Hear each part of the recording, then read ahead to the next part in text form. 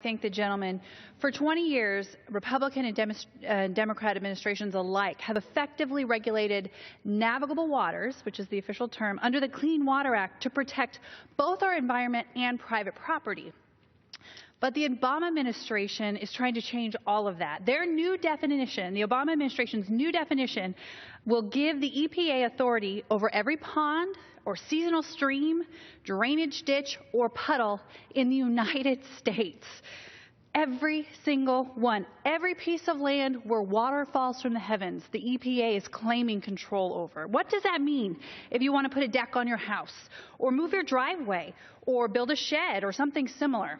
Well, it means you're going to have to apply to the federal government for a permit. What do those permits look like? They take upwards of 788 days to obtain, and they cost upwards of $270,000 to get per permit, per puddle, per ditch, per stream that you want to amend. So I hope you're either really rich and have a ton of time on your hands, or you don't ever want to change anything, because this is almost impossible.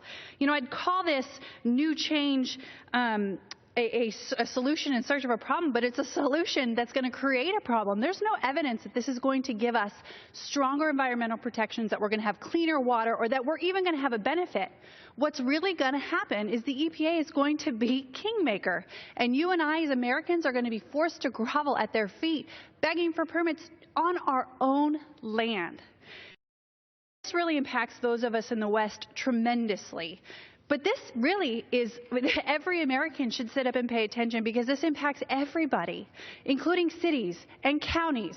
I really hope you don't need a new hospital in your area, or you don't need a grocery store, or perhaps your city needs to expand or grow or change, because this effectively says one agency headed by very political and liberal, at this point, very liberal ideologues will get to make that decision. And they're not going to give us a benefit. That's the scary thing here. So I look forward to joining with Republicans and common sense Democrats, because believe it or not, just like in years past, Republicans and Democrats both oppose this, to put this block in place and to move forward. With that, I yield back. Thank you, Mr. Speaker.